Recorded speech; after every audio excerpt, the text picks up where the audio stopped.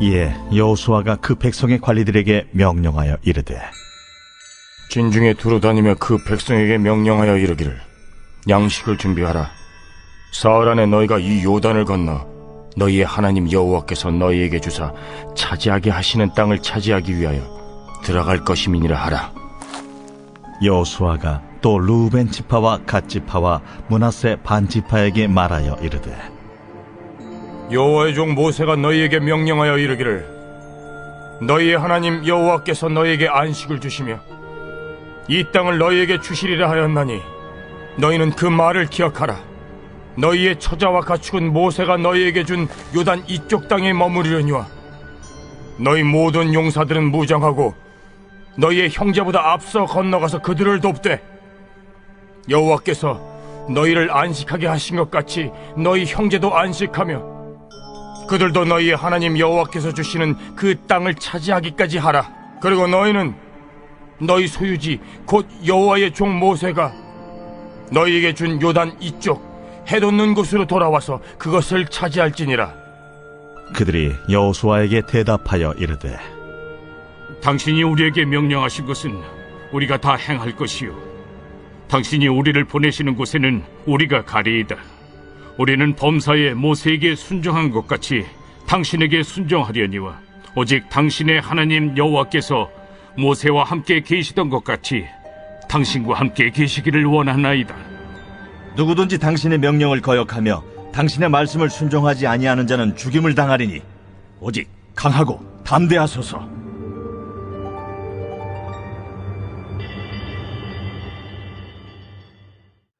오늘은 여호수아 1장 10절에서 18절까지 말씀을 같이 묵상하고자 합니다. 오늘 말씀은 여호수아에게 드디어 이스라엘 백성들에게 진격 명령을 내리라 이렇게 말씀하고 진격하는 그런 명령이 떨어지는 것을 보게 됩니다. 사실상 여호수아는 모세가 죽고 난 이후에 크게 두려워했어요. 모세는 그의 스승이요 주인이요 선생이에요. 어찌 보면 그에게 하나님과 같은 존재예요. 여호수아는 모세는 지팡이를 뱀으로 만들었지만 여호수아는 그런 능력도 없어요. 하늘에서 만나를 내리게 하거나 반석에서 물이 나오게 할 그런 기적도 베풀지 못했어요. 그러나 여호수아가 할 수 있는 것은 오직 하나님의 말씀을 붙드는 것입니다. 내가 너와 함께 했던 것, 내가 모세와 함께 한 것 같이 너와 함께 하리라. 그 말씀을 꼭 붙들어 담대한 것입니다. 그러니 저와 여러분도 이 말씀을 꼭 붙들어 승리하는 우리 모두가 되기를 바랍니다. 그런데 그들이 진격 명령을 내릴 때 그 당시 상황은 어떠하냐? 요단강은 헐몬산의 눈이 녹아내려 수심이 매우 깊고 물살도 빨라 도저히 건널 수 없는 그런 형편입니다.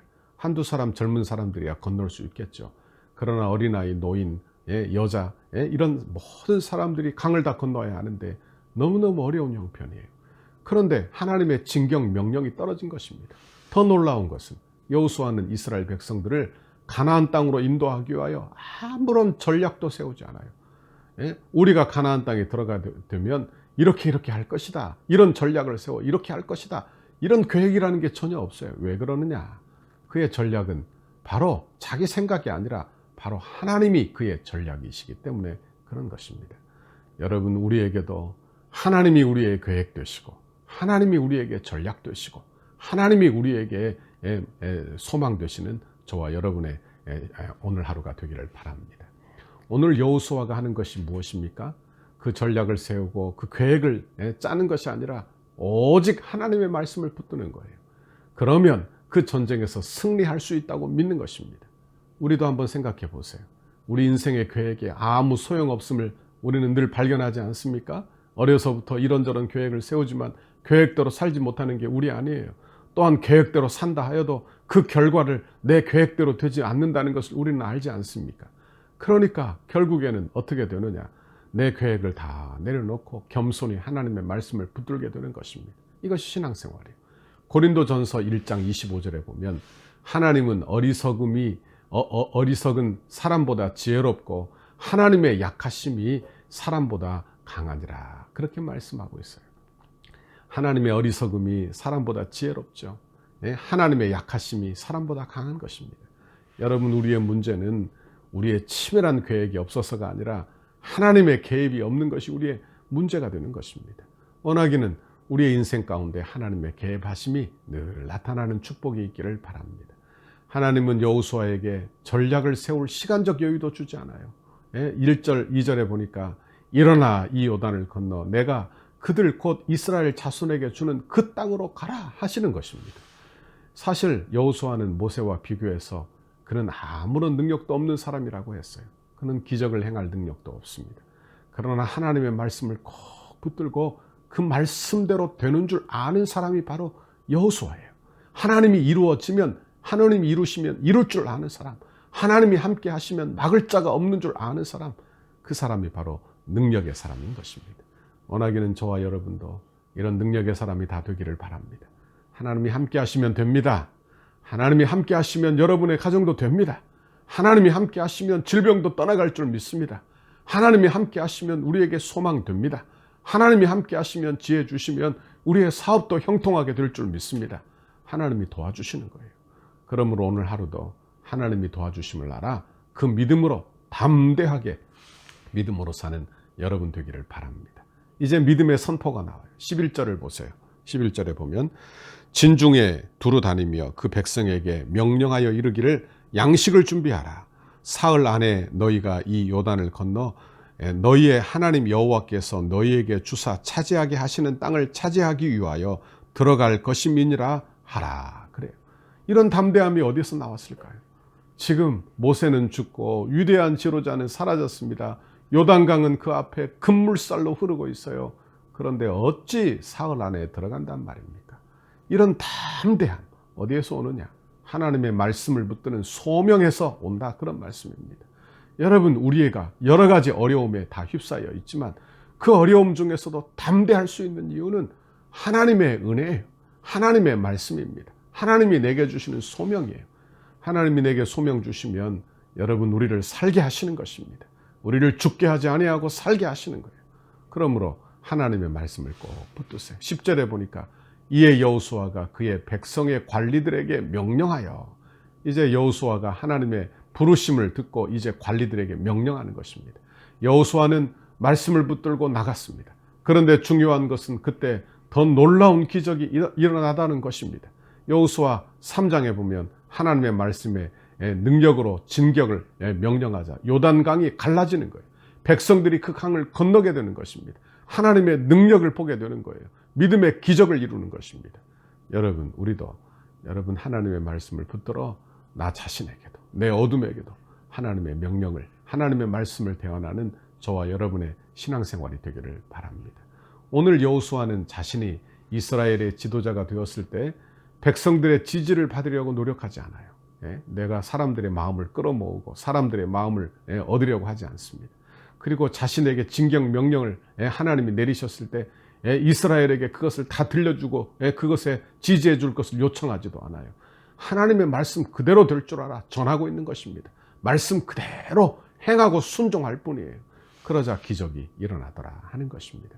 여러분, 오늘도 저와 여러분이 믿음으로 이렇게 순종하는 우리 모두가 되기를 바랍니다. 말씀에 순종할 때 기적이 일어납니다.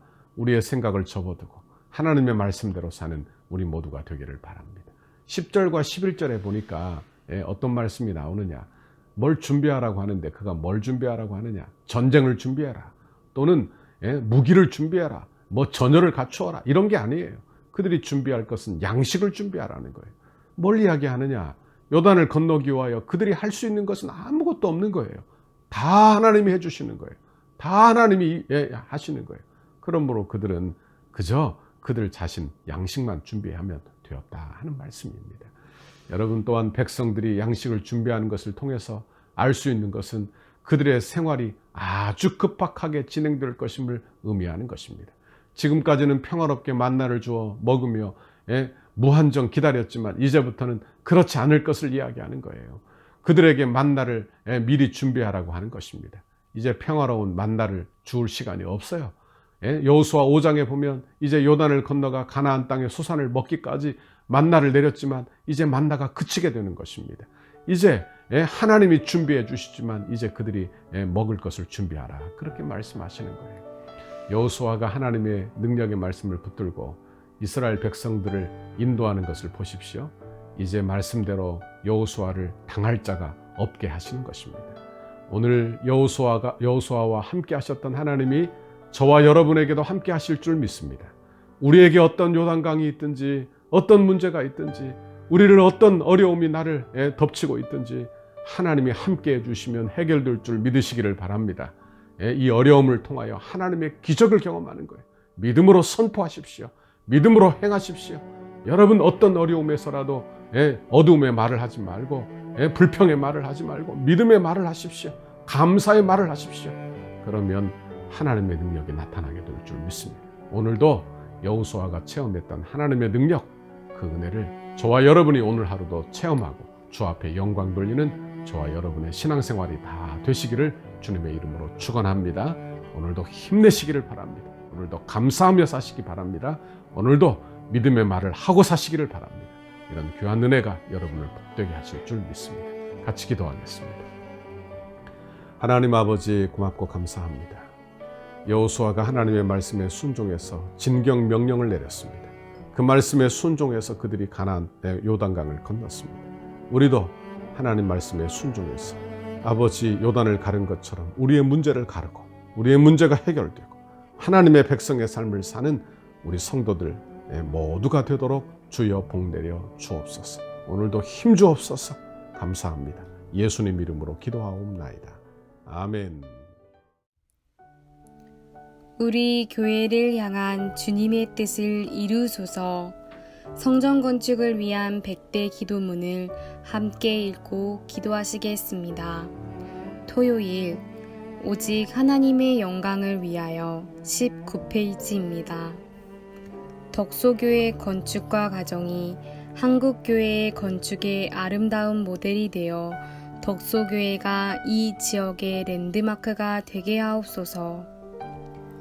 건축 기간에도 주일 예배를 통해 예배의 감격과 영광이 더욱 강력하게 드러나게 하시고 건축 과정에서 모든 성도가 더욱 뜨거워지고 기쁨이 넘치게 하옵소서.